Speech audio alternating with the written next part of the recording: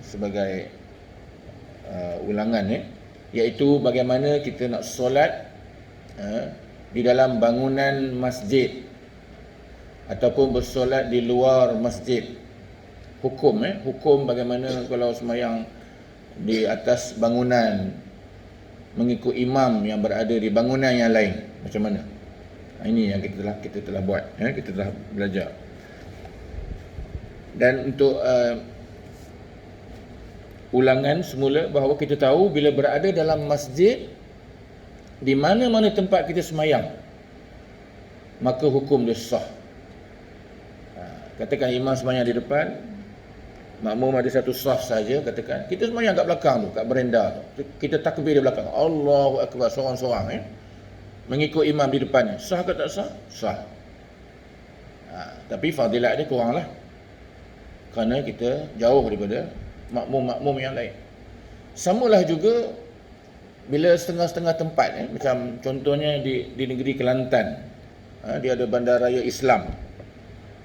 Bila semayang jamaah di tengah-tengah bandar tu, katalah di stadium contoh kan, dengan mic yang kuat, suara yang kuat, boleh didengar orang di penduduk-penduduk di luar stadium, katakan boleh semayang.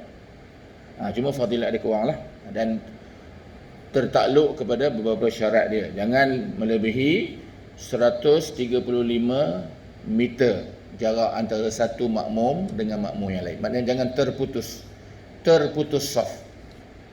Boleh? Dulu kita dah belajar. Semayang di atas menara, seorang-seorang semayang atas menara, imam di depan, kita semayang atas menara, sah tak? Sah. Di Mekah umpamanya, ada orang yang membaiki jam tower kan, jam di Mekah tu. Jadi bila dia semayang atas tu, imam di Mekah semayang di depan, menghadap Kaabah, boleh, sah. Kerana dia takkan nak turun, dia semayang atas, hukum dia sah. Ataupun semayang dalam bilik ni ada pintu kan, pejabat lah kata, ada pejabat dalam masjid, dia semayang seorang-seorang dalam surau tu, dalam pejabat tu, dan imam semayang di luar, ikut suara imam dengar, sah. Cuma fadilah dia kurang, ada syarat-syarat. Baik, ini kita sambung muka surat 60. Bagi yang ada kitab, mana yang belum ada, tuan-tuan boleh beli kitab ni. Tajuk dia Solat Jemaah Panduan Imam dan Makmum. Penulis dia Ustaz Muhammad Hazri Hashim Al-Bindani. Bindani itu pendang, dalam bahasa Arab, Al-Bindani, pendang Kedah, orang Kedah. Jadi tuan-tuan boleh beli kitab ni RM14 supaya kita dapat ada rujukan dia, kita boleh baca balik dan sebagainya. Dan memiliki kitab ni adalah sunnah Rasulullah sallallahu alaihi wasallam. Kena ada kitab lah. Kalau tak ada kitab, dia berbeza dengan orang yang ada kitab. Baik, di atas tu tajuk dia catatan. Apabila sah ikutan makmum yang berdiri berbetulan pintu itu, maka sahlah ikutan sekalian mereka yang ada di belakangnya atau yang di kanan kirinya, walaupun di antara mereka itu dengan imam dilindungi beberapa dinding sekalipun. Ini kerana memadai dengan makmum yang berbetulan itu sebagai rabitah. Rabitah ni apa dia? Dia penyambung antara imam dan makmum. Itu makna rabitah. Contoh, masjid ni penuh orang sembahyang. Sampai ada jemaah yang belakang makmum yang last sekali tu, dekat berenda tu, dia sebagai rabitah untuk orang yang nak sembahyang atas jalan raya. Contoh, ataupun orang yang sembahyang dalam rumah. Boleh dalam rumah, dia sembahyang dalam rumah, belakang ni ada rumah kan. Tapi dia kena lihat makmum yang akhir sekali, yang berada di berenda di belakang sekali tu. Itu sebagai rabitah, dia penyambung. Jadi bila makmum yang sembahyang dalam rumah ke atas jalan raya ke, dia lihat jemaah makmum yang akhir kali itu panduan dia. Nak bergerak bila nak rukuk, sujud, itu panduan dia. Kalau tak nampak, kalau tak ada rabitah, maka tidak sah. Katalah Masjid ni pasang aircon, tutup semua pintu. Tirai langsir semua tutup. Contohlah, orang luar tak nampak langsung. Orang luar nak semayang tu tidak sah. Kerana dia tak nampak imam. Dan kalau dia dengar suara boleh lagi, boleh ikut. Tapi itu kalau suara tu dia kurang, maknanya dia kurang fadilat.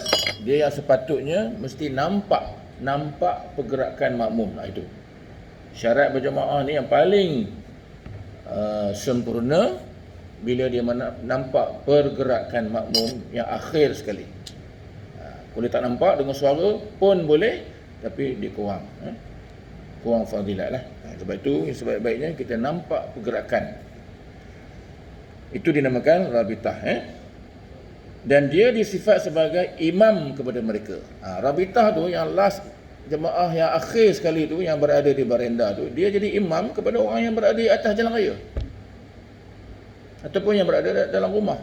Dia sebagai imam. Maknanya jangan dia mendahului makmum tu. Kalau dia mendahului, maka di situ ada hukum yang dulu yang saya sebut. Kalau sekali sama, luputlah pahala jemaah. 2 kali boleh membatalkan sembahyang. Oleh yang demikian, tidak harus mereka mendahului rabitah. Jadi makmum yang berada di hujung, yang belakang sekali tu, jangan mendahului dia, jangan sama dengan dia. Bagi jemaah yang berada atas jalan, jemaah yang ada dalam rumah, tengok dia bergerak macam mana. Bila dia lepas bergerak, baru kita bergerak.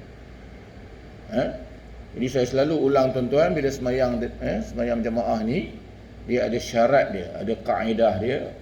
Nabi menyebut, idza kabbara imamu fakabbiru, wa idza raka'a farka'u, wa idza sajada fasjudu. Al-Qamakal, yang bermaksud apabila imam telah bertakbir, idza kabbara, imam telah bertakbir, barulah kamu takbir. Ada perkataan telah di situ. Bila telah, kena imam buat dulu. Ataupun kalau yang rabitah tadi, rabitah dia bergerak dulu, baru diikuti oleh jemaah-jemaah yang di luar, yang di padang, di jalan raya dan sebagainya. Dan apabila imam rukuk, telah rukuk, barulah kamu rukuk. Jangan menyamai imam. Dan apabila imam telah sujud, wa idza sajada fasjudu, apabila imam telah sujud, barulah kamu sujud. Yang ini masih lagi saya tengok ada lagi di mana-mana tempat.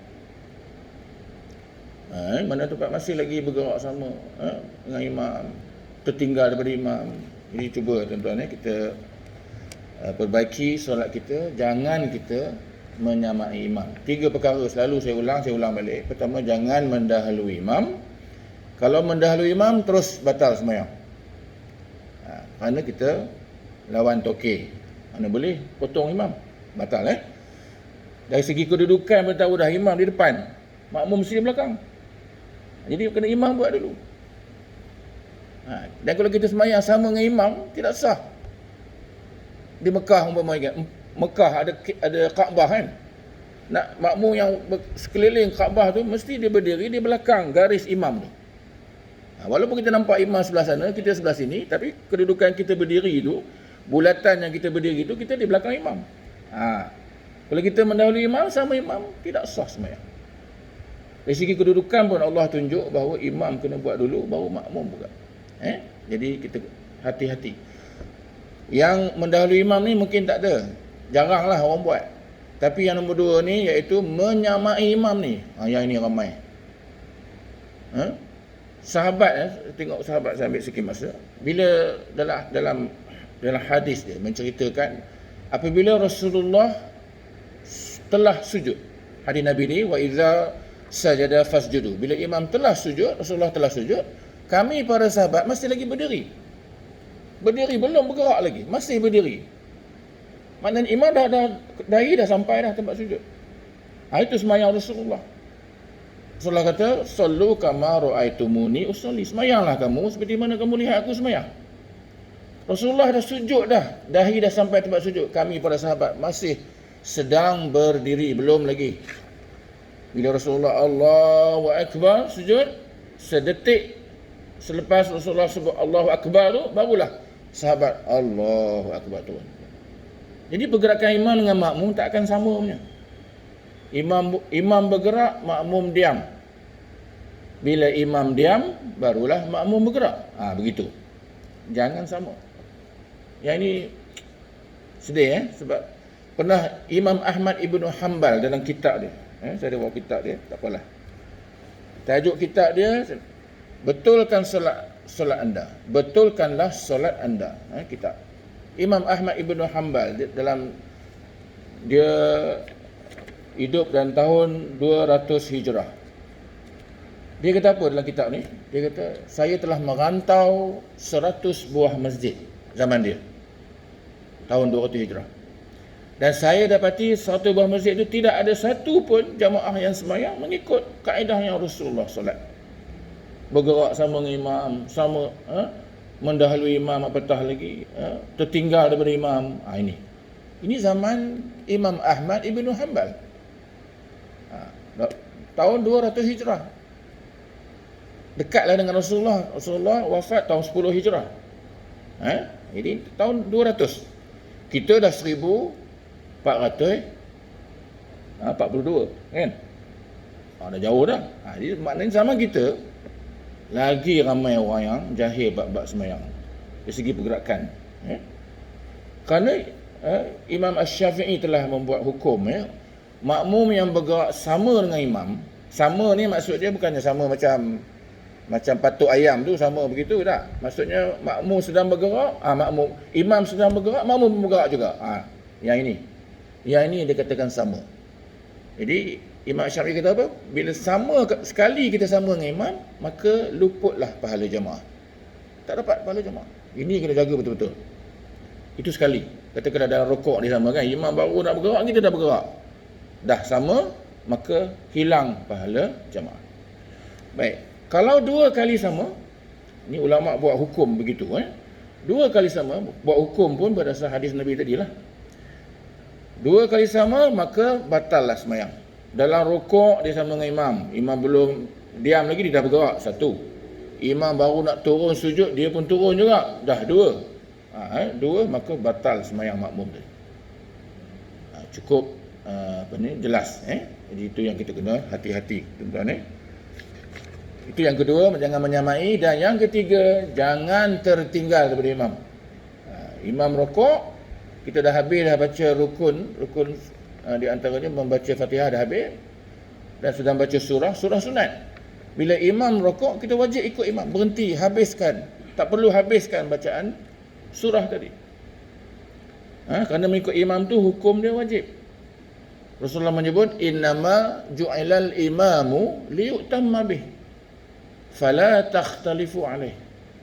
Mengikut imam itu dijadikan sebagai ikutan makmum. Jangan kamu menyalahinya. Jangan tak ikut imam. Imam rukuk, kita rukuklah. Yang penting kita habiskan yang rukun Fatihah tu habis dululah. Dah habis baru kita ikut. Bacaan sunat-sunat tinggalkan. Kerana membaca sunat dengan mengikut imam, lebih aula mengikut imam. Kerana mengikut imam hukum dia wajib. Menghabiskan bacaan sunat, hukum dia sunat. Jadi bila bertembung wajib dengan sunat, utamakan yang wajib. Baik.